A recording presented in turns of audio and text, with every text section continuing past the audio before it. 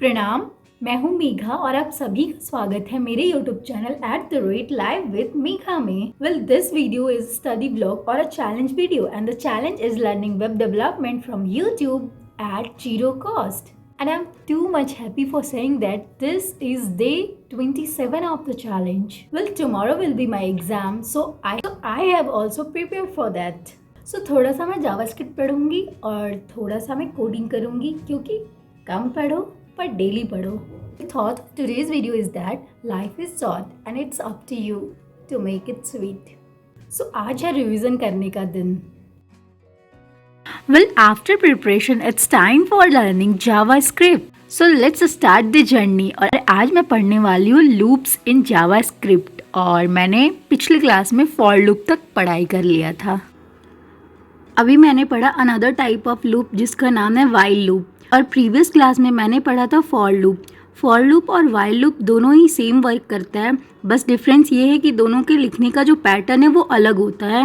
मैंने यहाँ पे सेम कोड को फॉर लूप और वाइल लूप दोनों से ही लिखा है and the code is printing sum of numbers. In JavaScript, every loop has 3 major points and that point is initialization, condition और updation. सो फॉर लूप में हम इस तरीके से वेरिएबल को इनिशियलाइज करते हैं, फिर कंडीशन को लिखते हैं और अपडेट करते हैं। बट वाइल लूप में हम ऐसा नहीं करते। वाइल लूप में हम लूप लिखने से पहले ही वेरिएबल को इनिशियलाइज कर देते हैं, फिर उसके बाद लूप के अंदर हम कंडीशन लिखते हैं और ब्लॉक ऑफ कोड के अंदर हम यहाँ पे i++ करके अपडेशन लिखते हैं। लास्ट में मैंने यहाँ पे console.log करके आउटपुट को प्रिंट करवाया है। सो चलो इसको रन करके देख। सो यहाँ पे रन करने के बाद आउटपुट आ रही है sum = 15 which is right output. पे मैंने कोड में नम को चेंज करके 100 कर दिया और अब हम 1 to 100 नंबर्स के सम को कैलकुलेट करेंगे एंड प्रिंट करवाएंगे बाय दिस कोड। यहाँ पे 1 to 100 नंबर तक की सम आ रही है 5050 विच इज़ राइट आउटपुट। इस तरीके से हम बहुत सारे नंबर्स का सम प्रिंट करवा सकते हैं फॉर लूप और वाइल लूप का यूज़ करके। 3 टाइप्स ऑफ जनरल लूप पढ़ने के बाद मैंने यहाँ पे पढ़ा for of loop and this loop helps to iterate on special type of data like string and arrays.